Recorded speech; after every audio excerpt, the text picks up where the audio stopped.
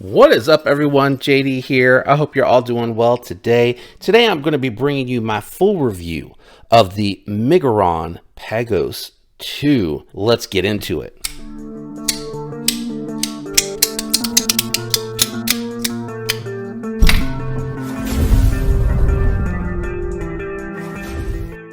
All right, what we'll be doing today is we'll be going through the knife specs. We'll be doing some size comparisons to help you for a frame of reference, and we'll go ahead and jump into my thoughts and impressions. So, looking it up on Miguron's website, the Pagos 2 has a 3.25 inch M390 blade steel, 4.18 inch titanium frame lock handle, 7.39 inches overall, and claimed weight on the website was 3.59 ounces. I had to convert that, so hopefully I did it right.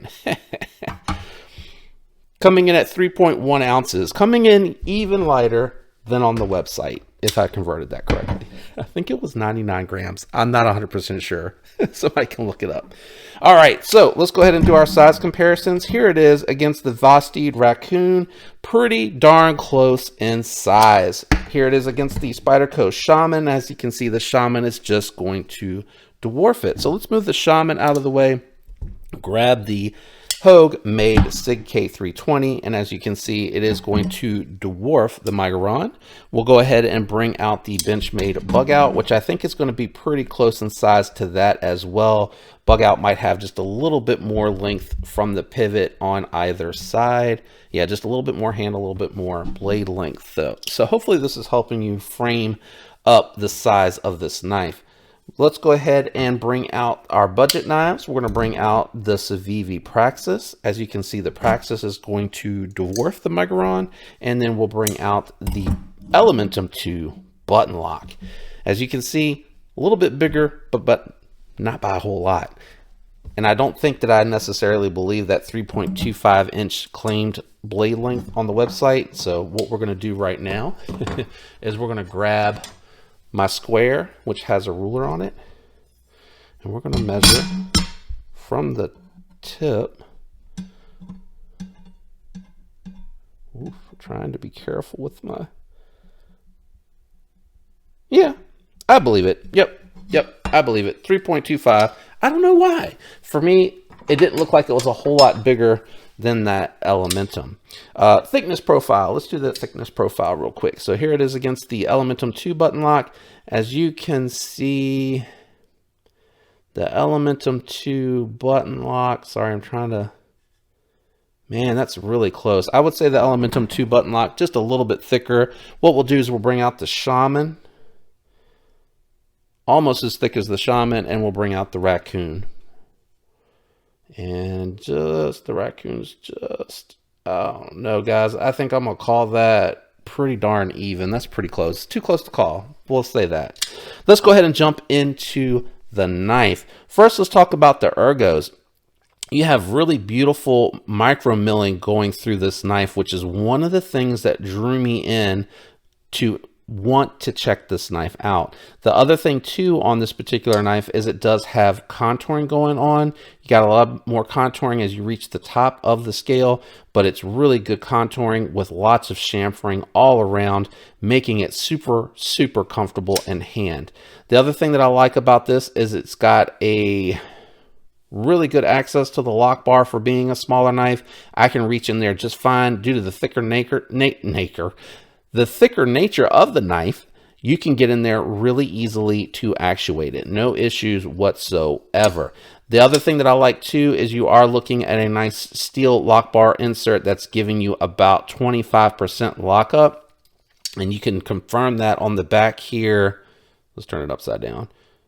Where's my light? I need some reflection. You can see it might be about 20%, but you can see the discoloration there where it's a little dirty from being locked up. Nice tension on here, buttery smooth because it is a smaller knife with a smaller blade. It is lighter, so it's going to be more like a shake it home as opposed to drop it off at the door. Not too bad for the thumb studs. I actually like these a lot, and the anodizing looks like it's done pretty well. You can see here, I've been carrying this, I don't know, about a week, and the thumb studs have held up really nice. I like the emblem for the Miguron. Nice little M that faces down on the knife. And then the blues all seem to match up from the thumb studs and the pivots. For some reason on the back, you get a pivot collar, but not on the front. Not sure why they decided to go that route. Also, too, I tested it with the magnet when I unboxed it, and it looked like these bolts were steel, so that's why they don't have those all matching.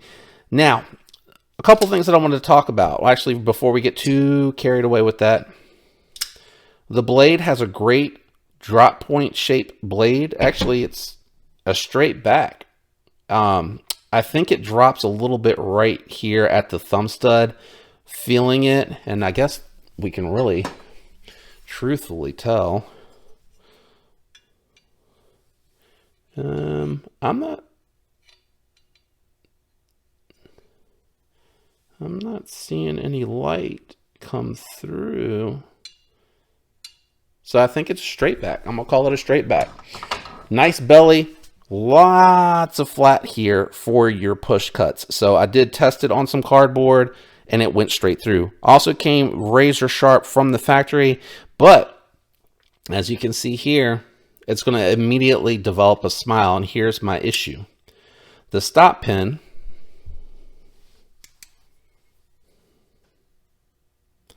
as you can see right there is right behind the edge of the blade. So it's not exactly on the blade. And let's see if I have something that I can use. Let's grab the Elementum 2. It's not right on the blade, but it is hitting right there. So it's hitting right on top of that plunge grind. So by the time you sharpen that, if you can see where I'm pointing, I had to look off camera.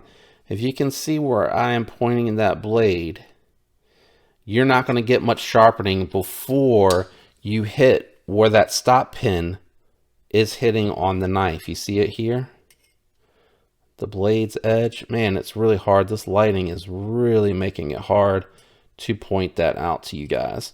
But it's just behind where the blade edge stops, where that stop pin on the close is hitting. So I don't think it's a bad plunge grind. The plunge grind is kind of close. It's a little close to the edge. Really, manufacturers, and I know I have a small channel, so who the hell knows who's listening. Just press fit the stop pin into the knife and build the track into the milling of your scales or your liners and your scales.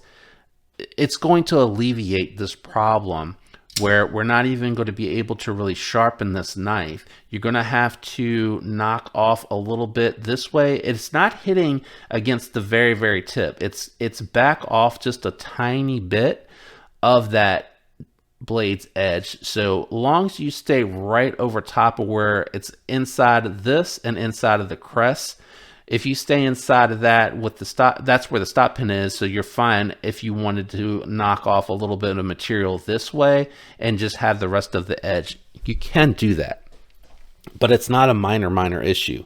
I just need manufacturers to go ahead and press fit their stop pins, and that'll take care of this problem. Because if it's pressed in there, you don't have to worry about where your stop pin hits the blade, right? It's inside the blade. Then all you have to do is you just have to do your milling inside of the knife and you're good to go. You don't have that issue no more.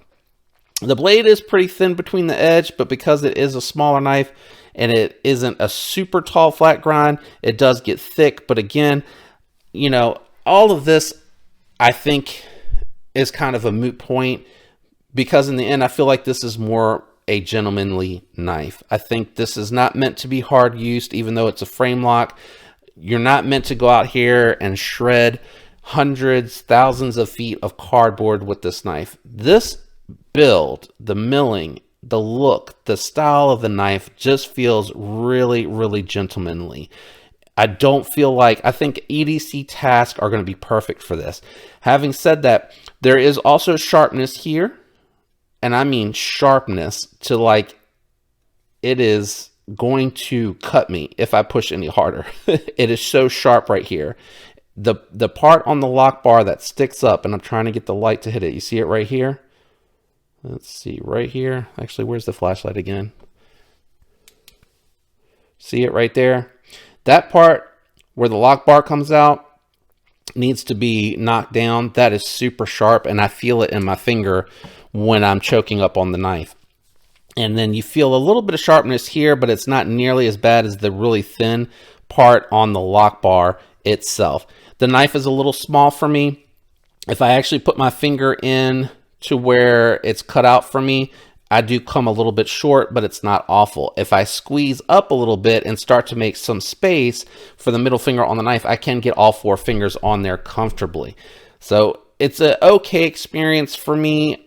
I wish it was just a touch bigger, but again, I think this is more meant to be a gentlemanly knife. The bearings on the inside, I haven't disassembled this yet. I am going to though, because it feels like after about a week it's starting to run a little dry, and I don't want it to run dry. So a disassembly video so we can look in here will be coming. This is such a small knife. I imagine these are probably some one-off bearings. They're probably going to be really, really, really small.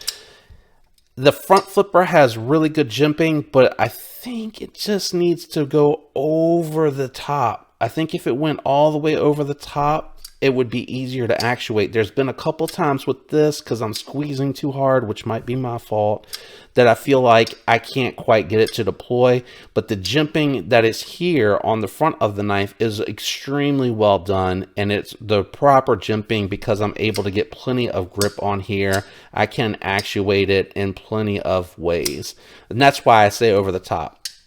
The jimping should go over the top, because when you try to reach around, you can't quite get a good grip on there, and you slip a little bit if you come up too high.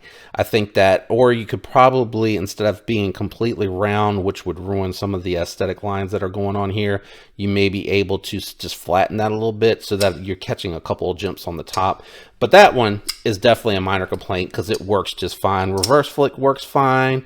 I can use this left-handed with no issues because they did a good job keeping the lock bar thin, and I can put my thumb right on the tip of the pocket clip comfortably with no issues. And even though the pocket clip is not reversible, it does allow me, because of the milling here, to grip the knife comfortably and firmly in hand without worrying about it flying anywhere.